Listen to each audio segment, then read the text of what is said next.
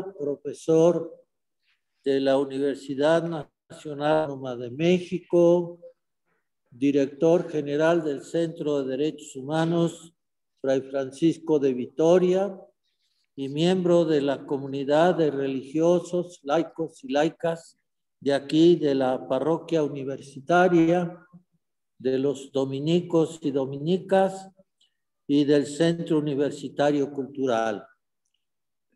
Me voy a permitir hacer una breve introducción a este tema. Hay en México una sociedad civil organizada que desde su origen se comprometió con los problemas nacionales, el logro del bienestar, los derechos humanos y la democracia participativa.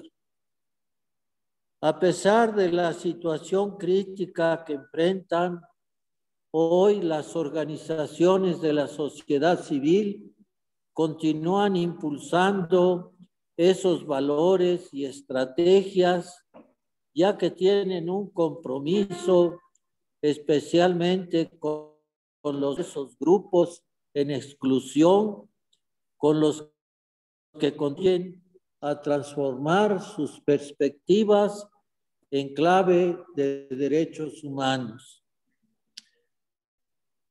También el entorno social, la cultura de la no discriminación y la incidencia en la elaboración de políticas públicas. Las organizaciones de la sociedad y otras expresiones articuladas como frentes y movimientos sociales, comunitarios, han una contribución sustantiva a la alternancia en el poder y a la oración de los derechos humanos en la gestión de los poderes del Estado, exigirles el cumplimiento de sus obligaciones. Dada la diversidad de las organizaciones de la sociedad civil que actúan en el país y de aquellas que en las últimas 3 décadas luchan por un cambio de paradigma democrático, en la coyuntura electoral de 2018 emergieron múltiples agendas. Han sido, sin embargo, críticas ante decisiones contrarias a los derechos y animan a la ciudadanía a defenderlos. Por ejemplo, frente a proyectos que se impulsan desde los ámbitos federal o local para defender el derecho a la consulta previa, libre e informada y cultural adecuada entre las poblaciones que habitan en territorios involucrados. Durante más de una década, las organizaciones de la sociedad civil abogaron por una cobertura legal, lo que dio lugar el año 2004 a la Ley de Fomento a las Actividades Realizadas por las organizaciones de la sociedad civil. Un marco legal quizás insuficiente, que por el reconocimiento de organizaciones como actores públicos y porque ofrece argumentos claros para su fomento y participación, a la diferencia. Dicha ley, motivo de múltiples propuestas de reforma, especialmente para asegurar una efectiva política pública de fomento en todo el país, adquiere vigencia y relevancia ante la supresión de recursos públicos para los procesos y proyectos de las organizaciones de la sociedad civil, actuado con transparencia, autonomía y apego a la actividad. Estos avances fueron detenidos con la decisión indiscriminada del Ejecutivo actual el 12 de febrero de 2019. Se trató de la cancelación de fondos destinados al aumento de sus actividades, sino también de una fiscalización indistinta del ejercicio de los recursos recibidos en años anteriores e incluso de sanciones irregulares. A esa decisión se agrega de años de trabajo y acción por la democracia del país, un conjunto de organizaciones de la sociedad civil calificadas más descalificadas de intermediarias. Hoy, un número importante de organizaciones de la sociedad civil trabajan con los mínimos. Otras, lamentablemente, han ido desapareciendo o han decidido concluir su trabajo ante un escenario adverso, producto del gobierno que considera que no requiere actuar y gobernar con la sociedad civil. Considerando el horizonte colocado de una profunda transformación llamada 4T, pensamos que la construcción de una nueva relación gobierno-sociedad no es imaginable sin la participación activa de la sociedad civil organizada, la cual tiene mucho que aportar desde su experiencia, sus capacidades, su compromiso social, lo que implica los derechos en entorno que lo facilite. Para profundizar en estos temas, tenemos el gusto de en este día la presencia del doctor Rafael Raigadas Robles Gil, que hablará sobre los aspectos históricos de toda esta realidad social y política en nuestro país. Y mañana se hablará sobre la situación actual, pasado mañana sobre las perspectivas. El doctor Rafael Raigadas Robles Gil es maestro en ciencias con la especialidad en educación por el Centro de Investigaciones y Estudios Avanzados del Instituto Politécnico Nacional y doctor en Historia por la Universidad Iberoamericana.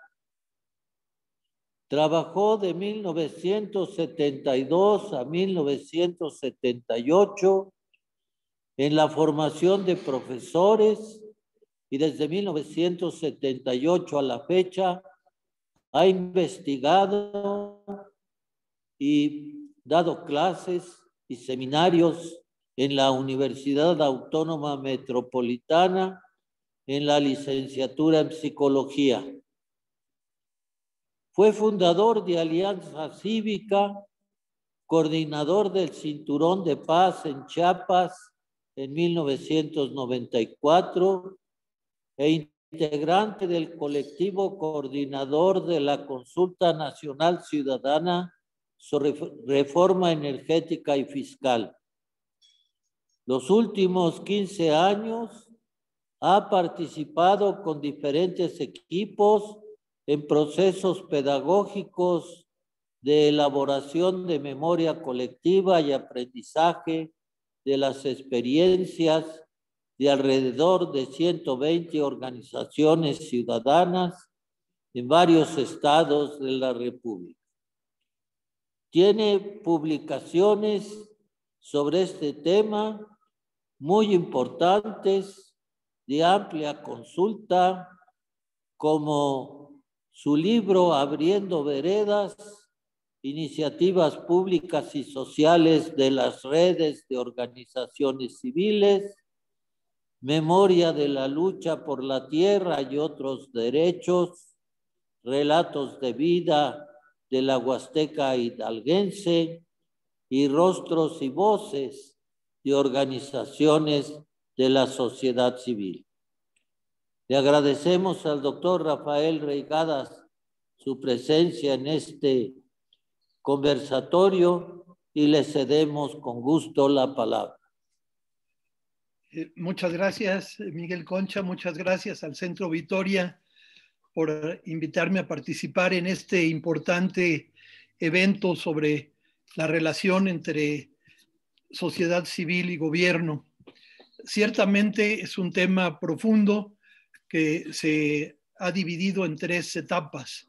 A mí me toca hoy trabajar la parte histórica. Mañana la maestra Laura Becerra trabajará más la situación actual, la coyuntura actual del vínculo entre Estado y organizaciones sociales y civiles. Y al día siguiente, el doctor Manuel Canto trabajará un poco la perspectiva, el futuro, las posibilidades hacia adelante. Entonces, yo me voy a concretar en la parte de la historia. Me da mucho gusto estar aquí, trabajando y pensando con ustedes. Si quieren, por favor, compartir la pantalla.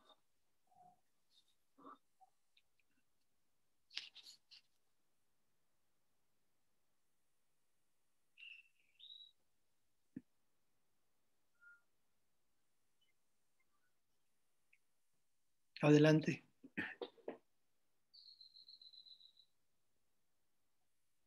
La siguiente, por favor.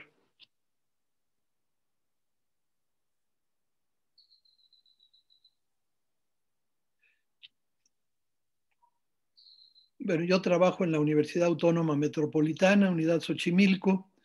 Desde hace ya, voy a cumplir 41 años en estos días y trabajo en psicología social en relación con estudiantes de licenciatura, posgrado y en relación con organizaciones de la sociedad civil. La siguiente, por favor. La siguiente. Quisiera presentar una breve historia de las organizaciones de la sociedad civil en México y destacar algunos momentos más significativos de esta historia para entender el papel que han venido jugando las organizaciones durante el último medio siglo en México de manera rápida. Y también señalar algunos puntos de esta historia que nos llevan a una agenda ciudadana para un buen vivir, para el cuidado del medio ambiente, la democracia participativa, la paz y para establecer una perspectiva de los mejores vínculos posibles entre organizaciones de la sociedad civil y gobiernos. La siguiente, por favor. La siguiente. Vamos a ver un poco, muy rápidamente, la historia lejana y después la historia más cercana. En la Nueva España, en nombre del rey y del virrey, se instituyó un vínculo colonial que instaló una sociedad basada en la esclavitud, en el despojo, en el genocidio. Más del 80% de la población del Bravo al Suchiate desapareció en 100 años, y sometimiento de la población. El sometimiento tomó la forma de esclavitud, de trabajo forzado en minas y en encomiendas, en los repartimientos que se hicieron a los capitanes de Cortés del territorio, la tierra y la gente, en todo el territorio. Ya en el México independiente se abolió formalmente la esclavitud, pero persistió el acaparamiento de tierras, el sometimiento, tanto material como jurídico y imaginario de la población al poder presidencial. Un caso muy emblemático de esta situación fue la expropiación de las tierras colectivas y recursos de las comunidades indígenas por las leyes de reforma, que quitaron los bienes en manos muertas, que eran en parte los de la iglesia, pero en parte también eran los bienes de las comunidades indígenas que fueron desposeídas de sus bases materiales para vivir y reproducir su vida. Esto fue la base de la concentración de las tierras durante todo el México independiente hasta la Revolución, en no más de 800 haciendas que preservaron la propiedad de la tierra, la propiedad de la gente, aunque ya no había esclavitud, pero sí los vínculos feudales de servidumbre durante el siglo XIX e inicios del siglo XX. La siguiente, por favor.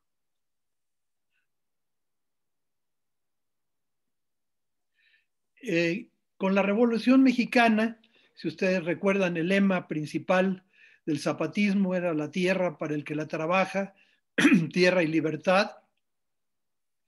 Persistió el vínculo de sometimiento de trabajadores, campesinos y sectores populares.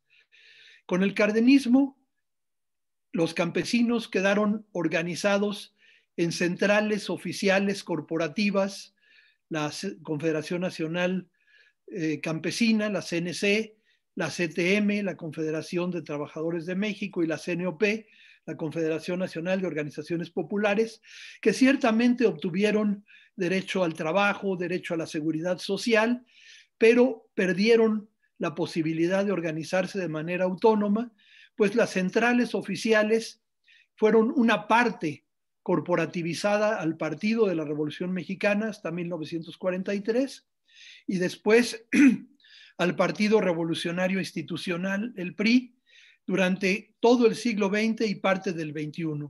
No había autonomía de las organizaciones sociales, campesinas, obreras, populares, de comercios, sino que eran parte de una ramal del partido de Estado y como tal accedían al poder, obtenían beneficios a cambio de un control político muy férreo.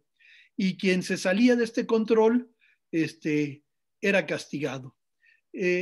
Esto tuvo como resultado que en el México posterior a la Revolución hubiera poca sociedad civil y mucha administración.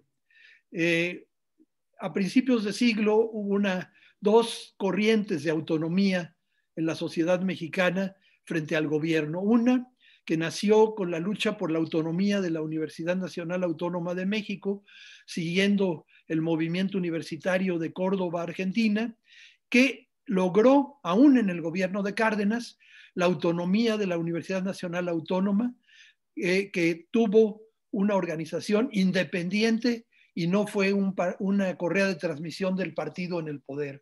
Y otra que nació en el Secretariado Social Mexicano, con miles de cajas de ahorro en todo el país, en todas las diócesis del país, que no estaban controladas por el PRI, sino que tenían sus propios gobiernos y administración y su propia formación de la gente de manera autónoma. Realmente, de 1920 a 1958, casi 50 años, solo hubo estas dos grandes, bueno, hubo una beta más, hubo dos grandes betas, el Secretariado Social Mexicano y la formación de grupos con pensamiento propio y la autonomía de la UNAM para gobernarse a sí misma.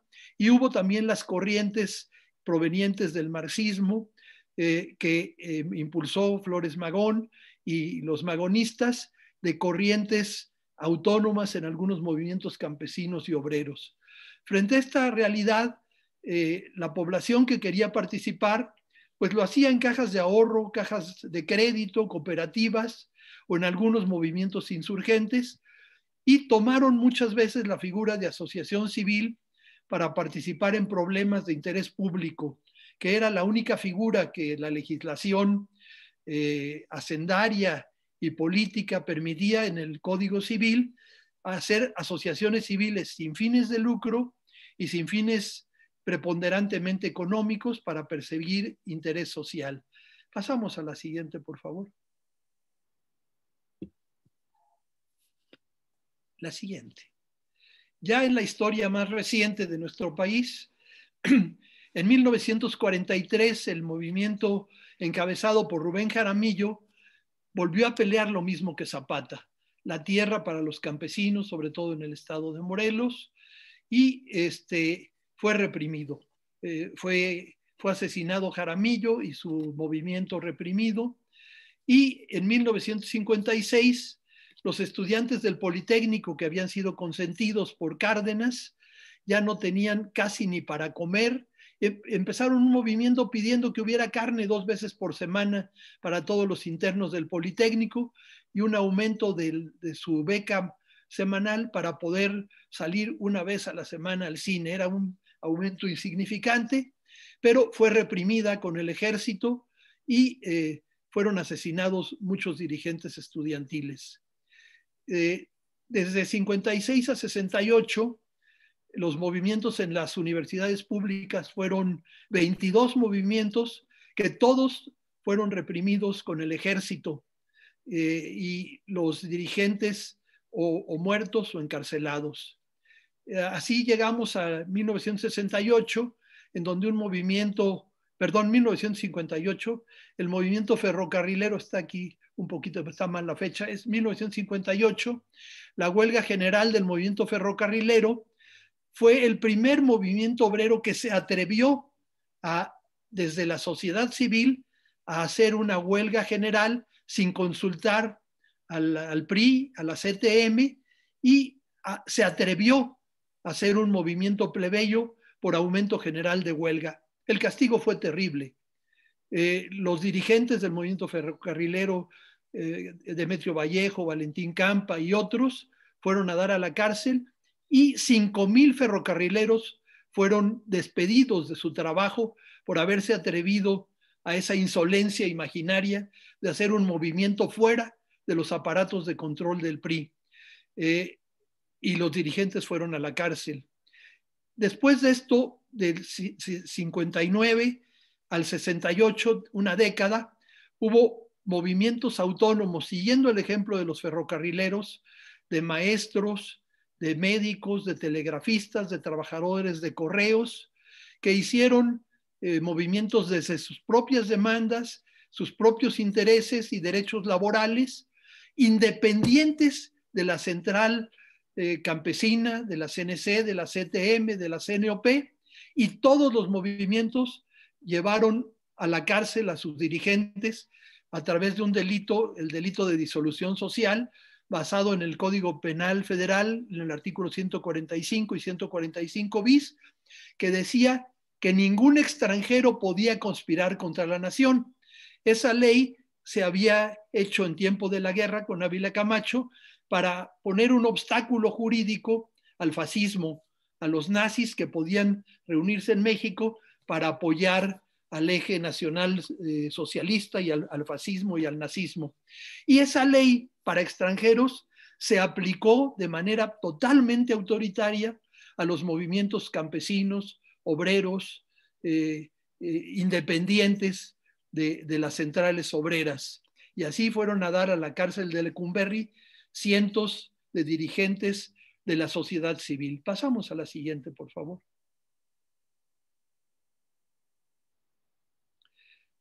En 1968, heredero de estos movimientos obreros, de esos 22 movimientos estudiantiles, hubo un movimiento muy importante en la Ciudad de México y que se extendió un poco a algunos otros lugares, pero particularmente en todas las escuelas de educación media y superior de la Ciudad de México, y cuyo lema era LD, Libertades Democráticas, que peleaban por un pliego petitorio elemental en contra de los granaderos, de la represión, y que fueron castigados con un montaje de los más criminales que ha habido en la historia de México entre el presidente Díaz Ordaz y el secretario de Gobernación Luis Echeverría, en que masacraron en Tlatelolco a un movimiento que ya iba un poco de bajada. Hicieron una matanza en la Plaza de las Tres Culturas y desapareciendo personas y matando a muchos. Elena Poniatowska dice que entre 300 y 1,000, y metiendo a la cárcel a los dirigentes que pudieron atrapar en Lecumberri. A partir de entonces van a aparecer un conjunto de asociaciones civiles única forma de organización legítima, que fueron interpeladas por la represión a los estudiantes, por la tortura, por la desaparición forzada, por la falta de democracia y por la violación de los derechos humanos. Van a nacer las primeras organizaciones de defensa de los derechos humanos, independientes de gobierno, partidos y de estructuras del narco o militares, como sociedad civil que se da a sí misma su propia ley.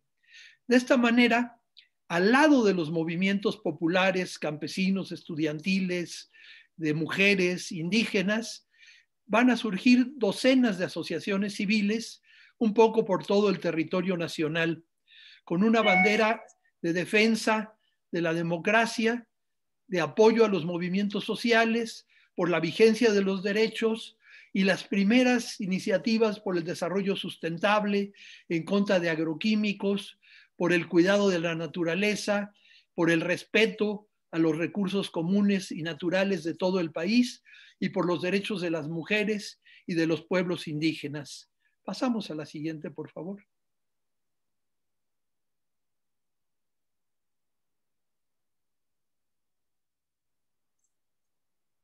De 1968 a 1985 es un periodo de crecimiento y de maduración de las organizaciones sociales y civiles como un fruto que fue madurando del movimiento estudiantil popular, y se incrementó un amplio abanico de resistencia al autoritarismo centenario y redivivo por el partido de Estado con banderas propias. Pasamos a la siguiente, por favor.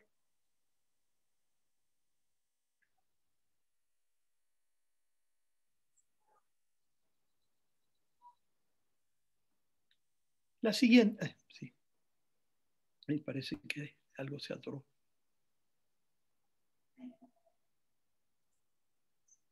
La siguiente.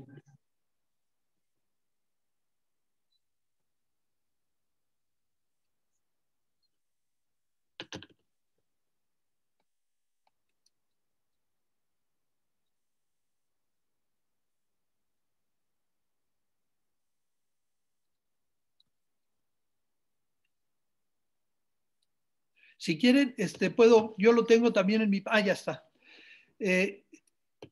En este abanico de sociedad civil abarca desde movimientos guerrilleros como la Liga Comunista 23 de septiembre, que después del 10 de junio, 3 años después de la masacre de Tlatelolco, hubo otra matanza impune en el casco de Santo Tomás, donde nos dispararon a todos los que estábamos ahí, un grupo de halcones instrumentados por la policía política y el gobierno de la Ciudad de México, donde hubo muertos, presos, desaparecidos. Eso radicalizó a movimientos que dijeron, no podemos seguir sin armas, necesitamos las armas, y se van a formar una veintena de movimientos armados de gente que se desesperó y tomó las armas porque decían no nos pueden seguir matando sin podernos defender. Desde esa izquierda más radicalizada por el movimiento o la misma guerrilla de Genaro Vázquez, hasta organizaciones clandestinas prepartidarias como la Asociación Cívica Nacional Revolucionaria, que aunque era militar no tenía propiamente acción militar, el Grupo Revolucionario Compañero, que trabajaba sobre todo en movimiento obrero, movimiento magisterial, movimiento estudiantil o colonias populares, o la Organización de Izquierda Revolucionaria Línea de Masas y la Corriente Socialista, que eran organizaciones prepartidarias que maduraron con el 68 y dijeron lo que hace falta es un partido verdadero del pueblo y organizar a la sociedad para que ella misma haga los cambios y no sean solo los estudiantes, sino vayan obreros, campesinos, indígenas, mujeres, en una lucha por un programa amplio. Otros dijeron, lo que necesitamos son sindicatos independientes, corrientes democráticas sindicales, en electricistas, en trabajadores de la industria nuclear, en telefonistas, en médicos, en maestros, y entre otros muchos sindicatos y organizaciones se hicieron corrientes democráticas o luchas por la democratización de los sindicatos. Los campesinos crearon la Coordinadora Nacional Plan de Ayala porque no se sentían representados por la CNC y otras organizaciones campesinas por la tierra, por los insumos, fuera del control corporativo del Estado. También en las universidades hubo quien dijo, se necesita cambiar la universidad, que haya nuevos planes de estudio, que tengan que ver con los problemas de la gente, que... Ay, ¿qué pasó? Ay, déjenme cerrar esto. Bueno, que tengan que ver con los problemas de las personas. Es que se me apareció una pantalla, perdón. Bueno, que las universidades se gobiernen a sí mismas, que cambien sus planes de estudio, que cambien el vínculo entre profesores y estudiantes, que sea más horizontal, más democrático, que representen a los estudiantes y a los trabajadores en sus órganos de gobierno. Hubo un autogobierno en la UNAM, que fue el autogobierno de arquitectura, del que dice don Pablo González Casanova, que nunca ha conocido una forma más democrática de gobierno universitario que el autogobierno. Hubo universidades en esta lógica en todo el país. Pero también nació un movimiento fuerte urbano popular con organizaciones en los estados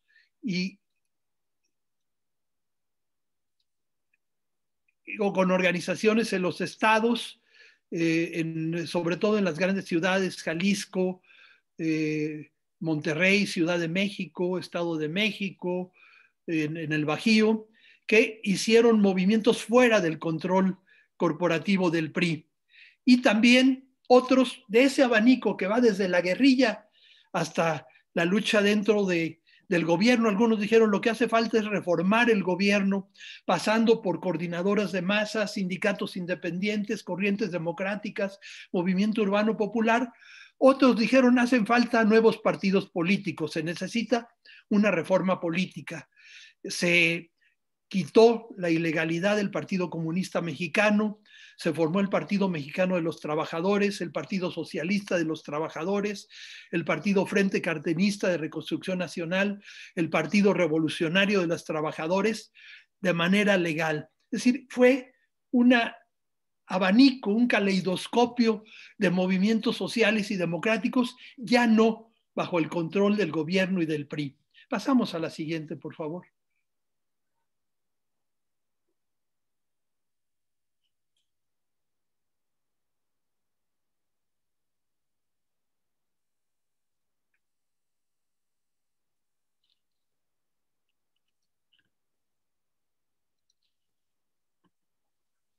Si puede pasar la siguiente, por favor.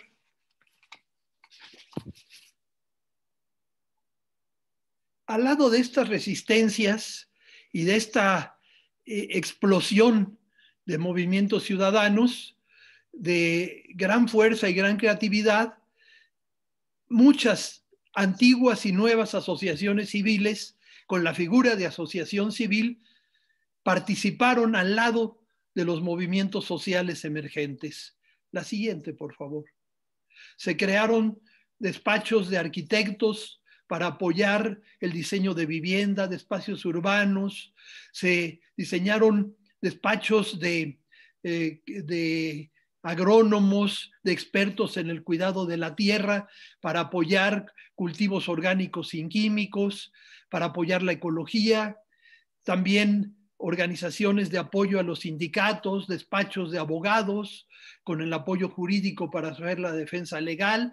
Y aquí es el incremento importante de organismos de derechos humanos que tienen en el centro la defensa de los derechos humanos de hombres y mujeres, niños, mujeres, jóvenes, indígenas, la perspectiva de género, también la atención a personas con discapacidad, no una atención asistencial, sino una atención a partir de los derechos humanos, y también muchas organizaciones para impulsar los derechos de la juventud y de la niñez. La siguiente, por favor.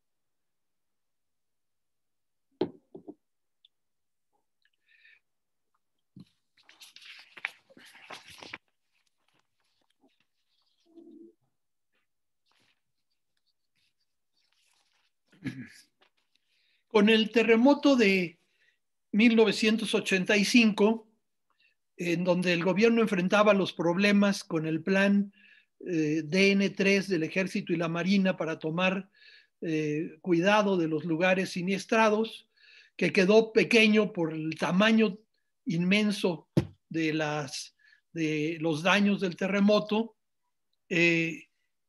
Cientos de organizaciones de la Ciudad de México, de jóvenes, de clubes deportivos, de grupos religiosos, a ver si pueden poner la siguiente, por favor, participaron de manera autónoma. Yo recuerdo mucho una imagen de una viejita que llega a la zona del centro, donde están los soldados de buena voluntad del plan DN3. No puedes pasar, abuelita. Y ella dice, mira, mijito, allá está mi nietecito debajo de los escombros, déjanos pasar. Y entró un grupo de madres, de familiares, a buscar a sus heridos, a buscar a sus muertos. La sociedad civil irrumpió de manera impresionante, con una imaginación creadora y de solidaridad inédita en esta ciudad, y en esta solidaridad para rescatar a los heridos y muertos, y luego para reconstruir la ciudad de manera independiente del gobierno y del partido.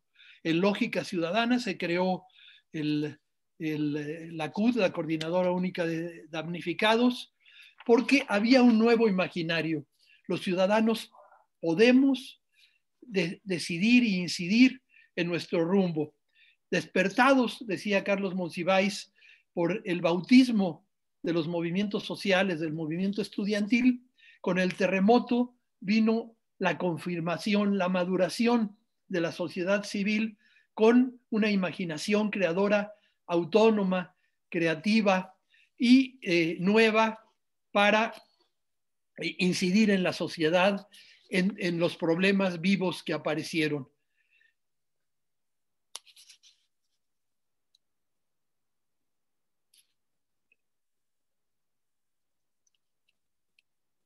Más, otras más, por favor.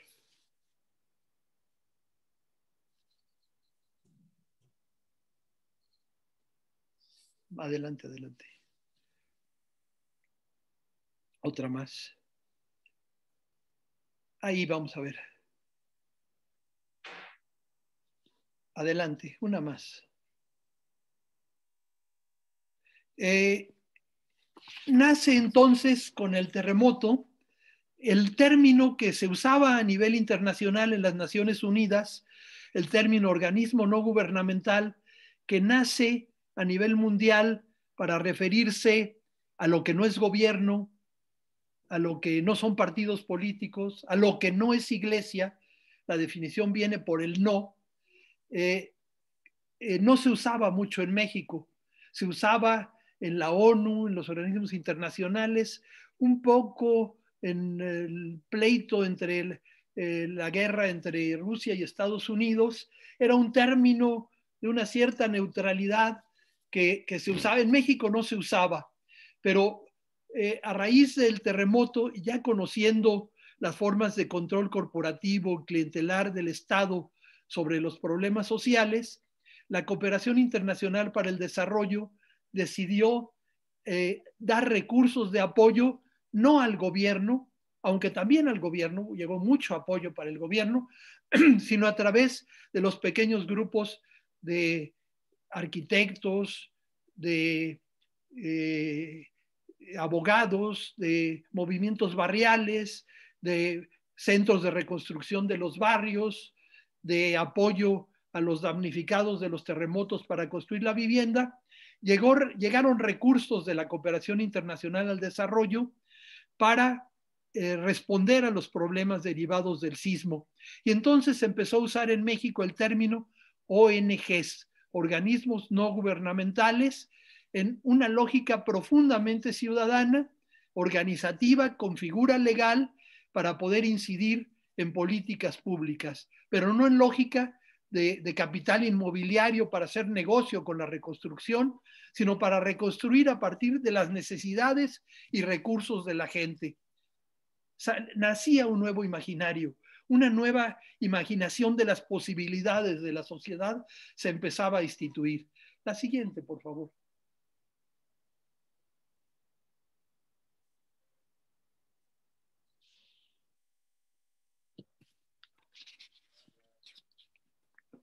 Después del terremoto, la siguiente, por favor. En 1988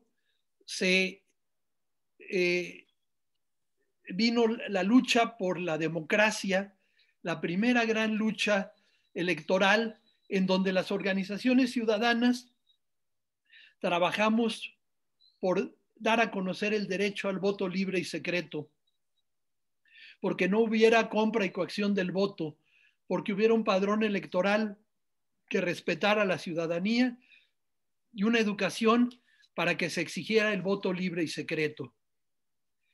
Hubo mucho trabajo de las organizaciones civiles de derechos humanos en todo el país haciendo educación ciudadana sin lógica partidaria, sino en una lógica de democracia participativa. La siguiente, por favor. Esto tuvo un castigo. Ustedes saben que en el 88 se cayó en el sentido de silencio y se cayó en el sentido de caída el sistema electoral y fue impuesto Carlos Salinas de Gortari por un inmenso fraude electoral. Y así llegó a la presidencia de la República con un fraude. Entonces, en diciembre de 1989, un año después de haber entrado, propuso una miscelánea fiscal que estaba dirigida a castigar a las asociaciones civiles que como personas morales con fines no lucrativos habíamos participado en la búsqueda de democracia electoral y en denunciar el fraude. Hizo una miscelánea fiscal, a través de una medida fiscal se quitaba la libertad de asociación y se imponía el castigo por el papel democrático que las asociaciones habíamos jugado en el proceso y en la vigilancia electoral. Adelante, por favor. Se nos imponía una figura jurídica que nos obligaba a pagar impuestos sobre la renta y impuesto al valor agregado, desconociéndonos como personas morales. Este golpe que empezó a ejercerse, a pesar de que antes de la miscelánea fiscal, una red de organizaciones civiles propusimos otra figura jurídica, se guardó en el cajón, no se discutió, que debía haberse discutido porque llegó primero a la Cámara de Diputados y se impuso la miscelánea fiscal de manera muy violenta a la sociedad en 1989. Pero esto tuvo como contraparte que cientos de asociaciones civiles formáramos una comisión jurídica plural integrada por organizaciones que nunca antes nos habíamos reunido. La Convergencia de Organismos Civiles por la Democracia, que reunía alrededor de unas 170 asociaciones civiles de derechos humanos, de derechos de las mujeres, de derechos indígenas, de trabajo con niños, con salud, con educación popular, con proyectos productivos, asociaciones de derechos humanos, que formamos la Convergencia de Organismos Civiles por la Democracia en 90 para enfrentar a esta ley autoritaria. Pero también se unió el Foro de Apoyo Mutuo, que era una organización, es una organización conformada por organizaciones que trabajaban con niños y en algunos proyectos asistenciales. El Centro Mexicano para la Filantropía, que es un centro del empresariado mexicano para impulsar la filantropía de las grandes empresas, la Fundación Miguel Alemán, como su nombre lo dice, que fundó Miguel Alemán, sobre todo para atender necesidades de sectores campesinos, y la Universidad Iberoamericana a través de su bufete jurídico. Estas 5 organizaciones nunca habíamos caminado juntos en México, pero la ley de fomento que nos golpeó a todas nos llevó a caminar juntos 14 años. 14 años, desde 89 hasta 2003, pasamos por muchas etapas, reuniones, discusiones, elaboración de agendas, consensos regionales, consensos nacionales, cabildeo con la Secretaría de Gobernación, yo recuerdo que decían, ¿cómo vamos a legitimar que haya organismos de derechos humanos si esos nos reclaman? Y fuimos a discutir para que se reconociera la importancia de los organismos de derechos humanos. Fuimos también a que se reconociera organismos de medio ambiente. Decían, pero ¿cómo? Si nos vienen a denunciar que no podemos hacer lo que queremos en los manglares o en las playas, ellos no pueden tener derecho a ser fomentados porque están contra el progreso nacional. Fueron 14 años de reuniones, discusiones y cabildeo con 3 poderes legislativos y con 3 gobiernos federales, hasta que se logró en diciembre de 2003, el 10 de diciembre, la aprobación de la Ley Federal de Fomento a las actividades realizadas por las organizaciones de la sociedad civil. Es muy importante. Esta ley, fruto de la historia y fruto de 15 años de lucha por un reglamento jurídico que norme la relación entre gobierno y sociedad, que reconozca el carácter de interés público, de bien público de las asociaciones civiles y otras organizaciones de la sociedad civil, como cooperativas o asociaciones sociales no lucrativas, pero también reconoce y obliga al Estado mexicano a fomentar las actividades que están en la ley. La ley es central, tiene un artículo 5 en donde hay 17 actividades que el Estado mexicano tiene obligación de promover a través de la capacitación y de poner recursos públicos a concurso para fomentar el desarrollo sustentable, la participación de las mujeres, la democracia, la participación de los pueblos indios, el cuidado de los jóvenes. La ley es la base del vínculo entre gobierno y sociedad civil. Los gobiernos posteriores, esto fue en el gobierno de Fox, que durante la campaña se comprometió, igual que el ingeniero Cárdenas, en ese momento, a llevar la ley a vigencia a través de su discusión en el Poder Legislativo. Se empezó a cumplir en el gobierno de Fox, en el gobierno de Calderón, e incluso, a pesar suyo, en el gobierno de Peña Nieto. Es entonces, a partir de la ley, que cambia, se deja de usar de manera general organismo no gubernamental y se acuña el término organizaciones de la sociedad civil, que viene dentro de la ley de fomento. Pasamos a la siguiente, por favor.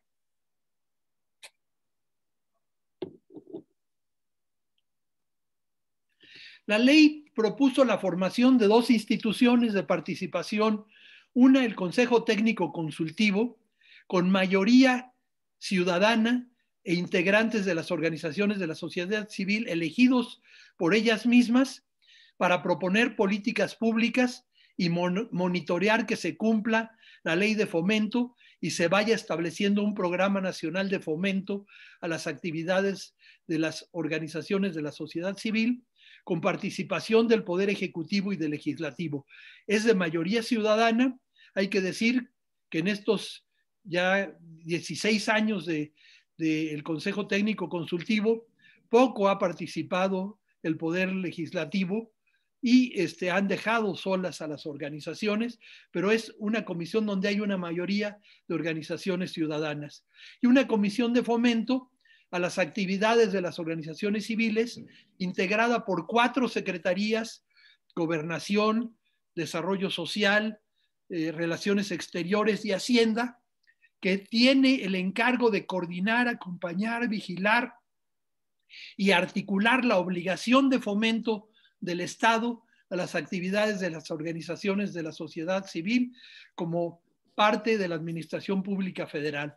La ley fue promulgada por Vicente Fox el 9 de febrero de 2004. Adelante, por favor.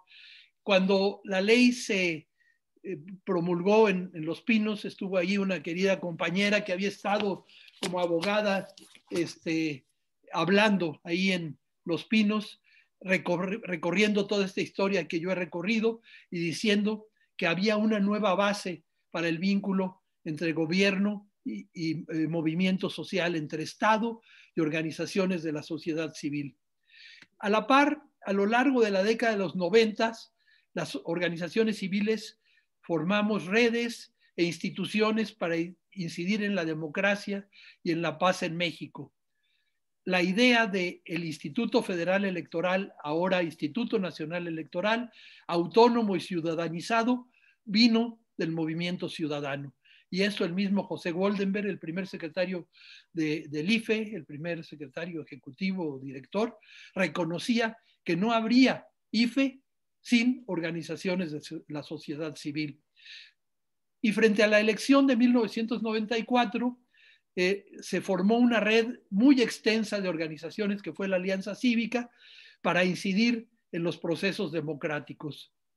También en la guerra en Chiapas entre el gobierno y el ZLN, las organizaciones de la sociedad civil organizadas recibimos una invitación del ZLN para formar un cinturón de paz que hiciera posible el diálogo entre el gobierno y los zapatistas.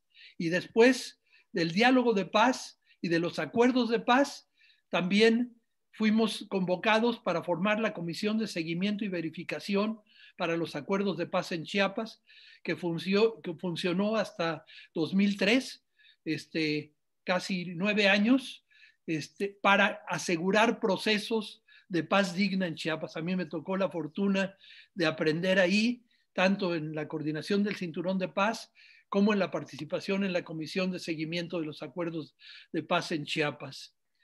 Bueno, ahí hubo después muchas políticas y leyes que dificultaron el proceso de paz.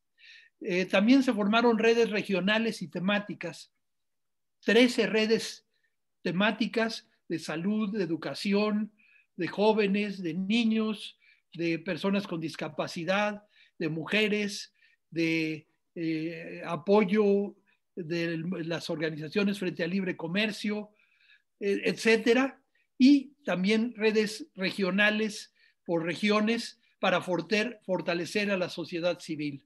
Pasamos a la siguiente, por favor.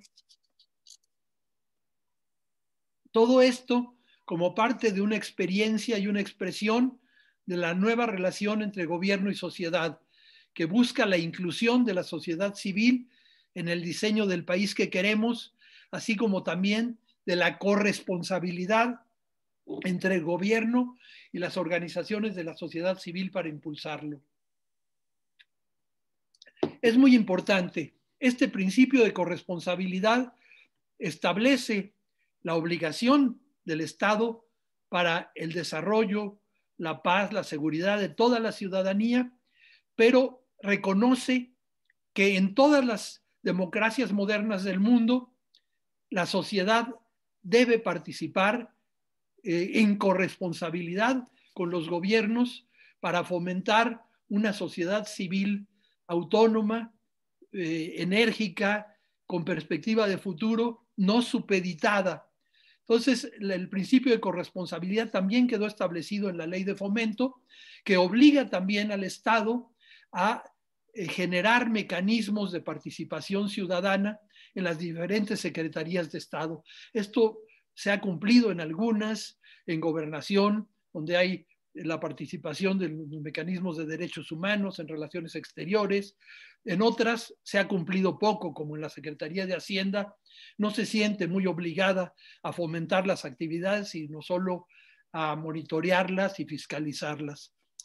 La Ley de Fomento es un parteaguas en el reconocimiento del aporte de las organizaciones civiles a la democracia, a la promoción y defensa de los derechos humanos, al cuidado del medio ambiente, a la participación política de las mujeres, a alternativas al desarrollo no neoliberales, no capitalistas, no destructoras del medio ambiente, sino cuidadosas del medio ambiente, cuidadosas del patrimonio común para las nuevas generaciones y también para la incidencia ciudadana en políticas públicas, no en lógica partidaria o en lógica mercantil, sino en lógica de bienestar ciudadano.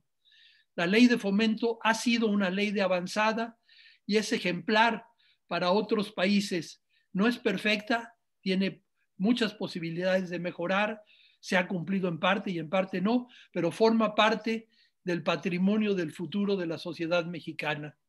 Las organizaciones de la sociedad civil somos parte de una extensa sociedad civil que ha resistido al autoritarismo centenario de la colonia, de la independencia, de la revolución, del partido de Estado, y que en los últimos 40 años también hemos resistido al neoliberalismo.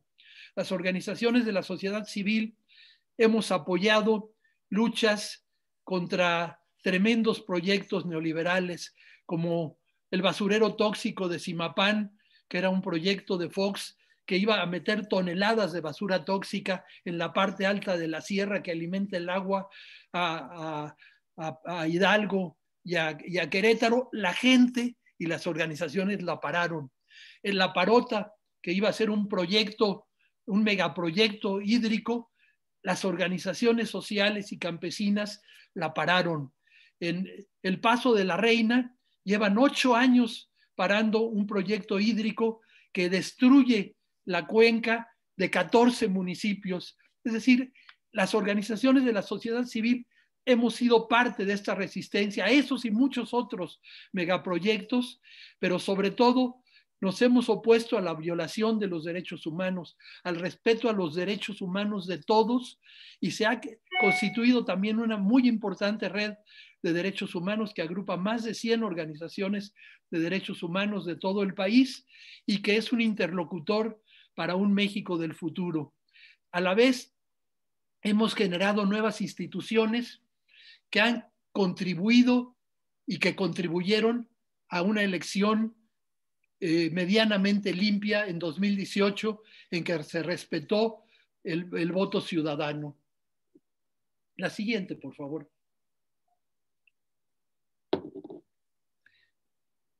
Desde la política de Fox, pero sobre todo de Calderón y de Peña Nieto, y hay que decirlo con dolor, porque no lo esperábamos, también con la política de la Cuarta Transformación, se ha debilitado el papel y la relación entre gobierno y sociedad.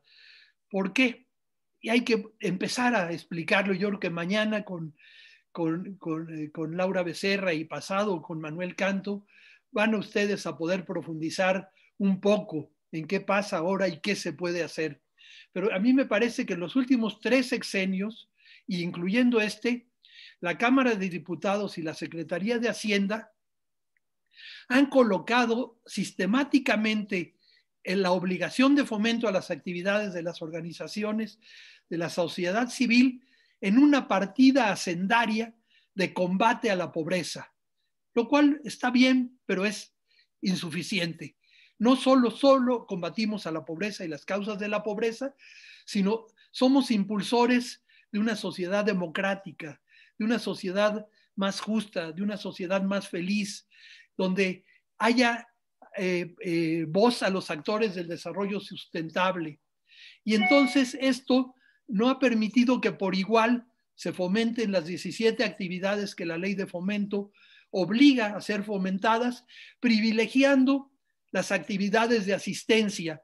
Y para esto han dado peso a una figura jurídica que es muy querida a Hacienda, que es la figura de las donatarias autorizadas, y no le dan peso y estímulo a la figura de no contribuyentes, que somos más de 20,000 asociaciones civiles que no queremos ser donatarias autorizadas, porque la ley de las donatarias autorizadas las limita a sus iniciativas de política pública.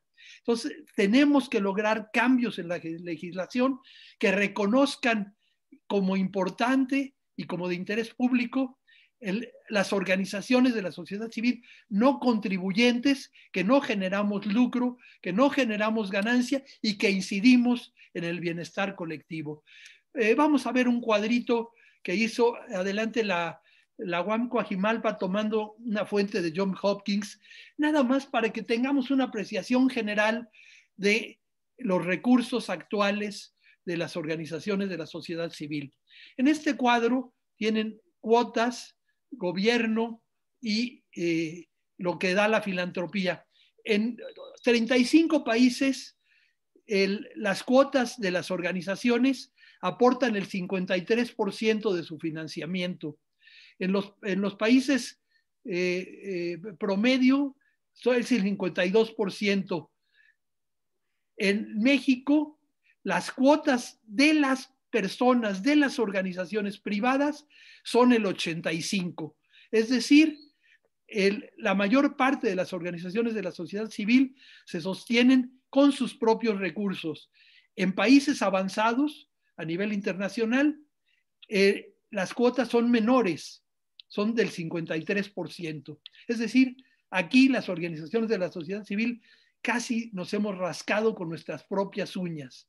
El gobierno, a nivel internacional, los gobiernos ponen el 35% del financiamiento de las organizaciones de la sociedad civil porque lo consideran un elemento fundamental para la democracia y para la justicia.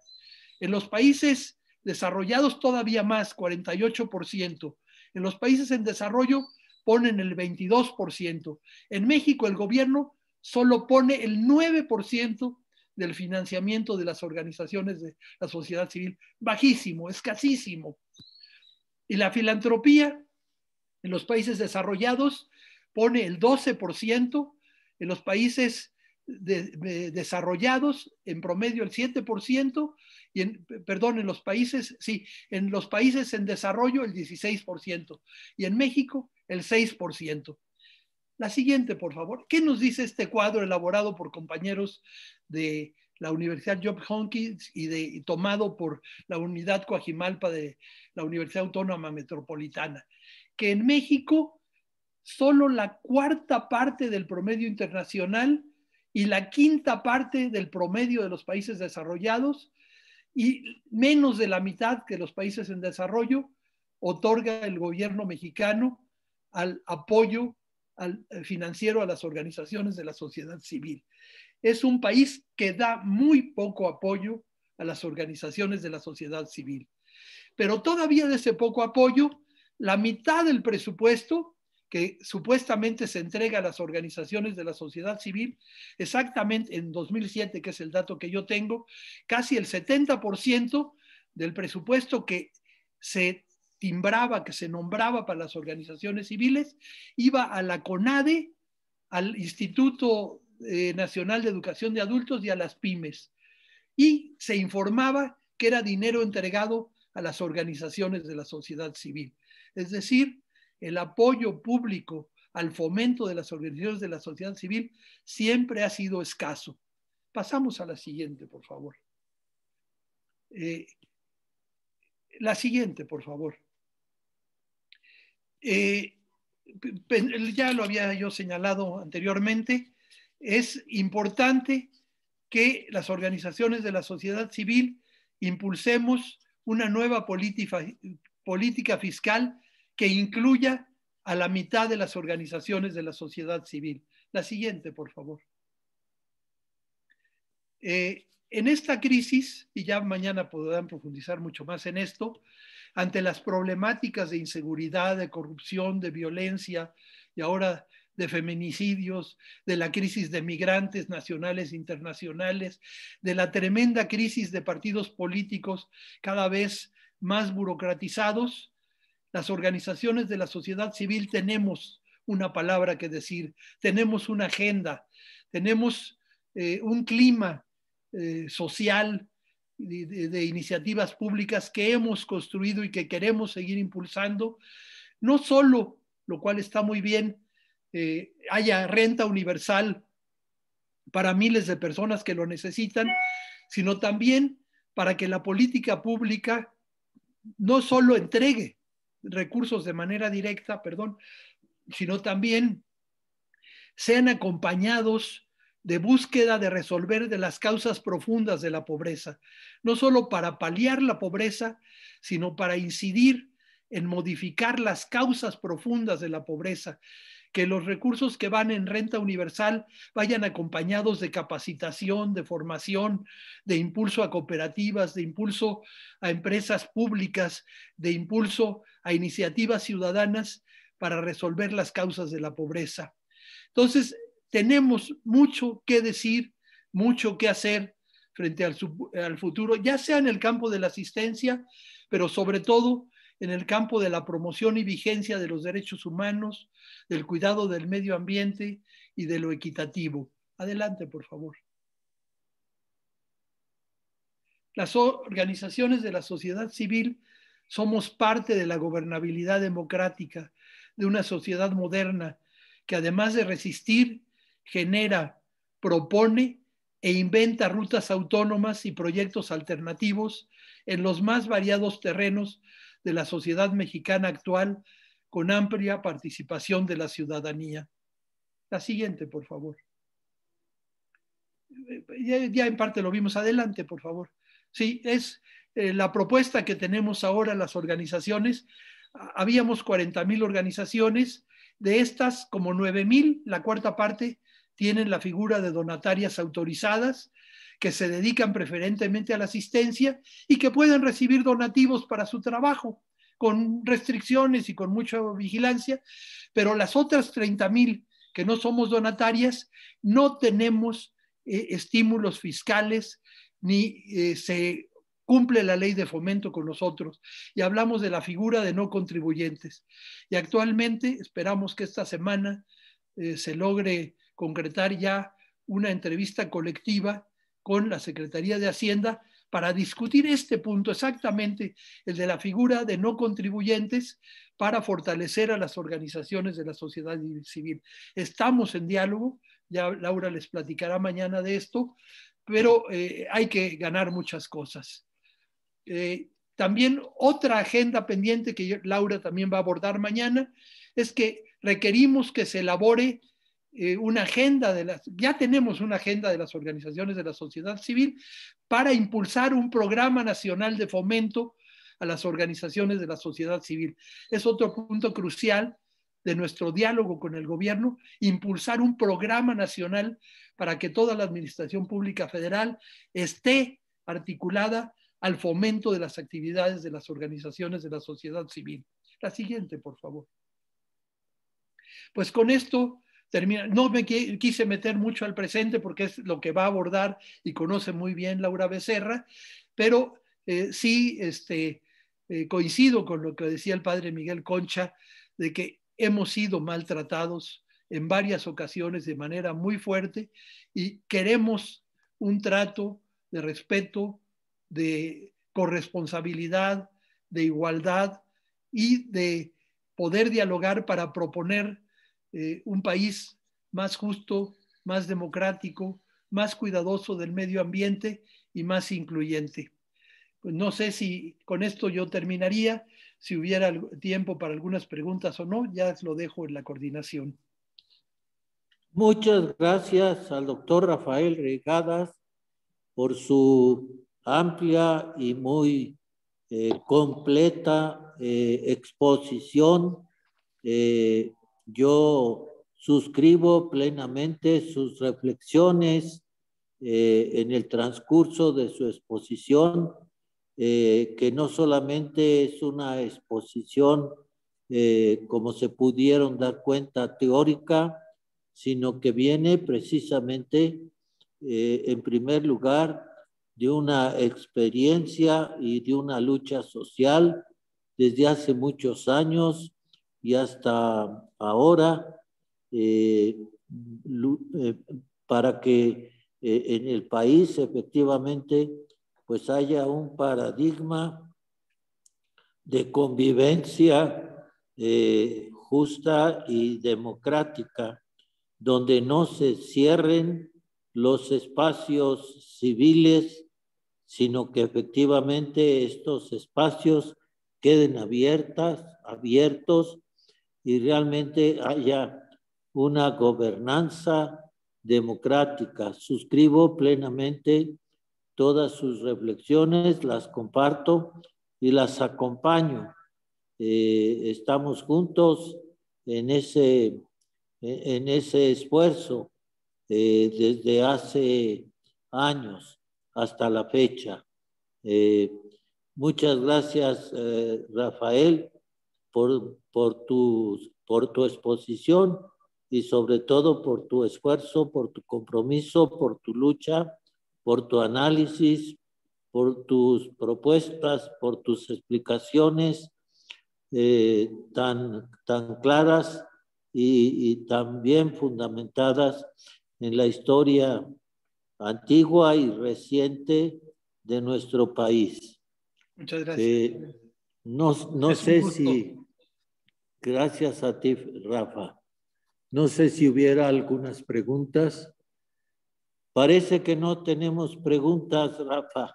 Bueno. Entonces, te volvemos a agradecer a nombre del Centro Universitario Cultural y desde luego del Centro también de Derechos Humanos, Fray Francisco de Vitoria, tu participación y tu acompañamiento en nuestro compromiso también, en nuestros esfuerzos, y ya te haremos llegar por este medio un reconocimiento, un diploma que solemos hacer llegar por este medio, y después ya cuando se pueda, pues de una manera no solo virtual, y pues te damos un abrazo, te damos un aplauso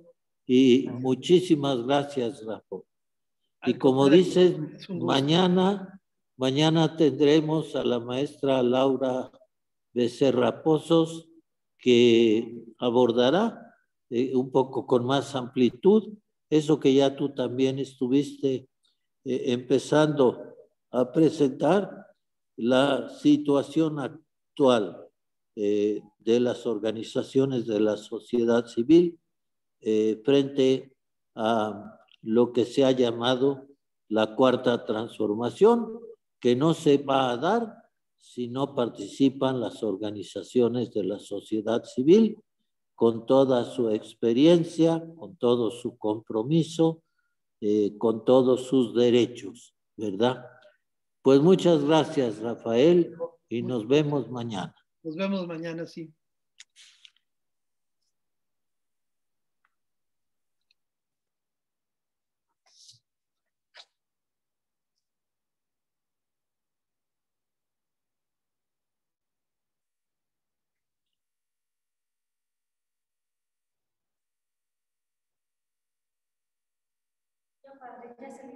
¿Ya? Bueno. Creo que estuvo bien, ¿no?